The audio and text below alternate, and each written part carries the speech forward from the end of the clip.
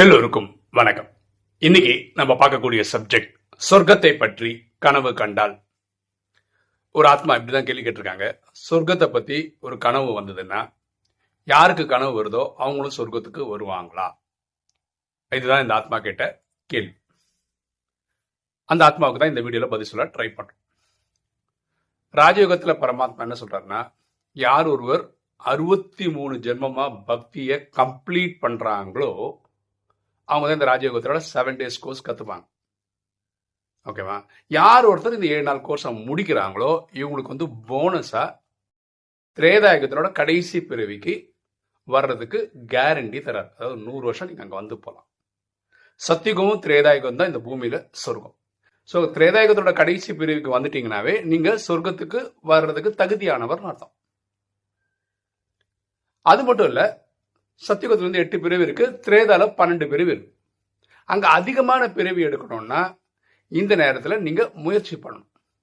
நீங்க 63 ஜென்மம் பக்தி பண்ணதனுடைய முயற்சிக்கு உங்களுக்கு கிடைக்கிறது என்னன்னா திரேதாயுகத்தோட கடைசி பிரிவு. ஆனா அதிகமான பிரிவு எடுக்க நீங்க புருஷார்த்தம் பண்ணணும், முயற்சி பண்ணணும். அது என்ன பண்ணணும்? 4 விஷயங்கள் பண்ணணும். அமிர்த வேளையில எழுந்து 4:45 போல அதிகாலையில எழுந்து இறைவனை நினைவு செய்யணும், அன்பா நினைவு செய்யணும், திட்டிக்கிட்டே இல்லை. அடுத்தது வாணி அல்லது பரமாத்மா கூடிய 4 பேஜுக்கான டெக்ஸ்ட், இதை வந்து நீங்க நல்லபடியா படிக்கணும். ஸ்ரீமத், ஸ்ரீனா உயர்ந்த மத்த வழி, இறைவன் சொல்லக்கூடிய வழிகளை நம்ம ஃபாலோ பண்ணணும். அப்புறம் சேவை. எனக்கு இந்த நாலேஜ் கிடைச்சிருக்கு, இதே மாதிரி என்னோட சக ஆத்மாக்களுக்கு சகோதரர்களுக்கு கிடைக்கணும் அப்படின்றதுக்காக இந்த நியூஸை ஸ்ப்ரெட் பண்ணணும். இந்த 4 விஷயத்தை இன்னைக்கு மாதிரி கடைசி நாள் தான் சரீரம் விடுற வரைக்கும் ஒருத்தரால் பண்ண முடியும்னா 9 லட்சத்துல வந்துடலாம். அப்படின்னா என்ன? சத்தியுகத்தில் 8 பிரிவையும் பார்க்கலாம், திரேதால 12 பிரிவையும் பார்க்கலாம். இவங்களுக்கு தான் சொர்க்கம் கிடைக்குது அப்படின்னு பரமாத்மா சொல்றான். ஓகேவா? இது ஏன் இவ்வளோ கிளியரா சொல்றேன்னா, இது பரமாத்மாவோட டெபினிஷன் சொர்க்கத்துக்கு வர்றதுக்கு. பாக்கி எல்லாம் பக்தி தான். பக்தியில கூட சொர்க்க வாசல் பார்க்கறது அப்படின்னு ஹிந்துக்களுக்கு இருக்கு. அதாவது விஷ்ணுவோட இதுல சொர்க்க வாசல் திறக்குது அப்படின்னு சொல்லிட்டு இருக்கு. அது ஒரு தினம் ஒரு என்ன சொல்றது, அது ஒரு விசேஷமா கோயிலில் கொண்டாடுறாங்க. அப்ப அவங்க நம்பிக்கை என்ன? இந்த சொர்க்க வாசல் யாரெல்லாம் பாக்குறாங்களோ அவங்கள சொர்க்கத்துக்கு வருவாங்க. இது பக்தியின் நம்பிக்கை. இஸ்லாமியர்கள் வந்து அல்லாவின் தோட்டம் அப்படின்னு தான் சொல்றாங்க. அப்போ அந்த அல்லாவின் தோட்டத்தை தான் அவங்க சொர்க்கம் நினைக்கிறாங்க, அங்க போவாங்க அப்படின்னு. இவங்க அல்லாவின் தோட்டம்னு சொல்றது சாந்தி தாமத்தை தான். ஓகே, அதை அவங்க சொர்க்கம்னு பாக்குறாங்க. சாந்தி தாமத்தை சொர்க்கம். அதனாலதான் இவங்க வந்து 2500 வருஷம் சொர்க்கத்திலே இருக்காங்க, அதாவது சாந்தி தாமத்திலே இருக்காங்க. அதுக்கப்புறம் துவாபரகத்துக்கு அப்புறம் தான் இந்த இஸ்லாம் வந்ததுக்கு அப்புறம் தான் இவங்க திரும்பி பூமிக்கு வராங்க. கிறிஸ்துவர்கள் பாருங்க, ஃபாதர் இன் த ஹெவன் அப்படின்றாங்க. ஃபாதர் இன் த ஹெவன் எங்க சொல்றாங்க? இறைவன் இருக்கிற இடத்த சொல்றாங்க. இறைவன் எங்க இருக்கிறார்? சாந்தி தாமத்தில் இருக்காரு. அது இவங்களும் ஃபாதர் கூட இருக்கணும்னு நினைக்கிறாங்க, இறைவன் கூட இருக்கணும். அதனாலதான் இந்த 5000 வருஷத்துல 3000 வருஷம் இறைவன் கூட அங்கே இருக்காங்க சாந்தி தாமத்தில். 2000 வருஷம் தான் பூமியில நடிக்க வராங்க. அவங்களும் அவங்க நம்பர் வார் நடிக்க வராங்க. சரியா? சோ உங்களுக்கு ஒரு கனவு வந்தது அப்படின்ற ஒரே காரணத்துக்காக நீங்க சொர்க்கத்துக்கு வருவீங்கன்றது கிடையாது. இது புரிஞ்சுக்கணும். எகெயின் கனவுக்கான ஃபார்முலா சொல்லணும். கனவுக்கான ஃபார்முலா என்ன? உங்களுக்கு அந்த கொடுக்கப்பட்ட நாள்ல ஏதாவது ஒரு விஷயம் ஆழமா பதிஞ்சிச்சுன்னு வச்சுக்கோங்களேன், அது இந்த எண்ண ஓட்டங்களா கனவா ராத்திரி வரும். இது நிறைய வீடியோல நம்ம சொல்லிட்டோம். அடுத்தது ஒரு சாட்சாத்கார காட்சி இல்ல கனவு ஏதாவது ஒண்ணு வந்தது உங்களுக்கு. அது வந்ததுன்னா ஒரு கேரண்டியா எடுத்துக்கலாமா? அது விஷயமா ஒரு எக்ஸாம்பிள் பார்ப்போம். இதுவும் நான் சொல்லியிருக்கேன்.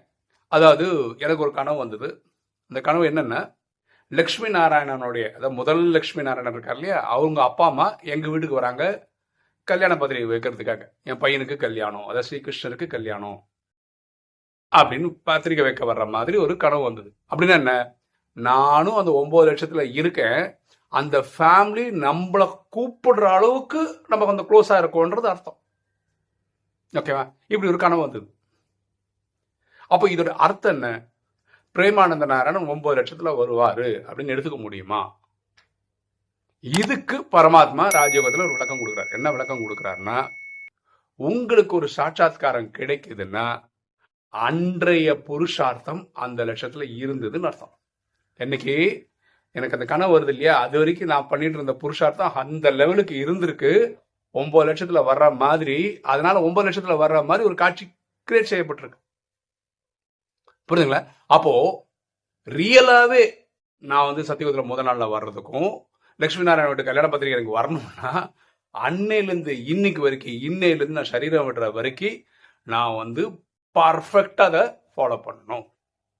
அப்பதான் அது பாசிபிளே தவிர எனக்கு ஒரு கனவு வந்துச்சுப்பா, நான் வந்து லட்சுமி நாராயண வீட்டு கல்யாண பத்திரிகை எனக்கு வந்துச்சுப்பா அப்படின்னா நான் சத்தியகுத்திரம் முதல் நாளே வந்துருவேப்பா, நான் 9 லட்சத்துல வருவேன்ப்பான்னு உட்காந்து கனவு கண்டுட்டு இருந்தேன்னா கனவு கண்டுட்டு இருக்க வேண்டியதுதான். ஏன் 63 ஜென்மம் பக்தி பண்ணியிருக்கேன், ஏதோ ஓரளவுக்கு புருஷார்த்தம் பண்ணியிருக்கேன், அதனால திரேதாயகத்தில் ஒரு 2 பேரும் வந்து போவேன். முயற்சி பண்ணலைன்னா இந்த கிளாரிட்டி இருக்கணும். ஒரு எக்ஸாம்பிள் இனி புரியுற மாதிரி ஒரு எக்ஸாம்பிள் சொல்றேன். ஒரு பையன் ஸ்கூல் படிக்கிறான், மந்த்லி எக்ஸாம்ல மேக்ஸ்ல சென்டம் எடுத்துட்டான்னு வச்சுக்கோங்களேன். அதுல எல்லாம் முடிஞ்சிச்சுன்னு அர்த்தமா? பப்ளிக் எக்ஸாம்ல சென்டம் எடுத்துக்க முடியுமா? அவங்க டீச்சர் என்ன சொல்றாங்க, மந்த்லி எக்ஸாம்ல வச்ச பேப்பர்ல நீ 100க்கு 100 கரெக்டா எழுதியிருக்கு, அதனால உனக்கு சென்டம் போட்டிருக்கோம். இதே மாதிரி ஹாஃப் இயர்லி படிச்சு வரக்கூடிய எல்லா எக்ஸாமும் பாஸ் ஆகி அதே மாதிரி ஆர்வத்தோட 100க்கு 100 மார்க் எடுக்க ட்ரை பண்ணிட்டே இருக்கிற ஒரு பையன் பப்ளிக் எக்ஸாம்ல 100க்கு 100 மார்க் வாங்குவான். இதுதான் அதுக்கு அர்த்தமே தவிர மந்த்லி எக்ஸாம்ல 100க்கு 100 வாங்கினவன் வந்து கண்டிப்பா பப்ளிக் எக்ஸாம்ல 100க்கு 100 வாங்குவான்றது கிடையாது. கரெக்டா? இந்த புரிதல் எல்லாருக்கும் இருக்கும். கரெக்டா? அது யாருக்கும் டவுட்டே இருக்காது. அதே மாதிரிதான் ராஜயோகத்துல நீங்க செய்யற முயற்சிக்கு ஒரு சர்டிபிகேட்டு, ஒரு பரிசு அந்த மாதிரி வர்றதுதான் இந்த சாட்சாத்காரம், காட்சிகள் எல்லாம். வெறும் காட்சிகளை கண்டு தோண்டு போயிடக்கூடாது, அதாவது எக்ஸைட் ஆகிடக்கூடாது. எனக்கு இந்த மாதிரி ஒரு கனவு வந்துச்சுப்பா. பாருங்களேன், நான் 15 வருஷமா இருக்கேன் சிஸ்டம்ல, இந்த ஆகஸ்ட் வரைக்கும் வந்து கணக்கு வச்சிங்கன்னா. ஆனா இந்த கனவு வந்தது 2-2.5 வருஷம் அந்த டைம்லேயே வந்துச்சு எனக்கு. அன்னைக்கும் அமிர்த வேலை பண்ண, இன்னைக்கும் பண்றேன். அன்னைக்கும் வாணி படிச்சேன், இன்னைக்கும் வாணி படிக்கிறேன். ஸ்ரீமதை ஃபாலோ பண்றேன், ஸ்ரீமதை ஃபாலோ சேவை பண்றேன். அது எந்த ஒரு குறைவு இல்லாம கொண்டு போறேன் இல்லையா? இன்னைக்கு வரைக்கும் பண்றேன்ல. இதே மாதிரி நான் சரீரம் விடுற வரைக்கும் நான் பண்ணேன்னா கண்டிப்பா எனக்கு லட்சுமி நாராயண வீடு பத்திரிகை வரும். எப்போ? இன்னைக்கு பண்ற மாதிரி நான் சரீரம் விடுற வரைக்கும் பண்ணால். புரியுதுங்களா? ஸோ வெறும் இந்த கனவு காட்சி இதெல்லாம் வச்சு நீங்க சந்தோஷப்பட்டுறாதீங்க. அது வந்து அப்போதுக்கு இருக்கிற இது.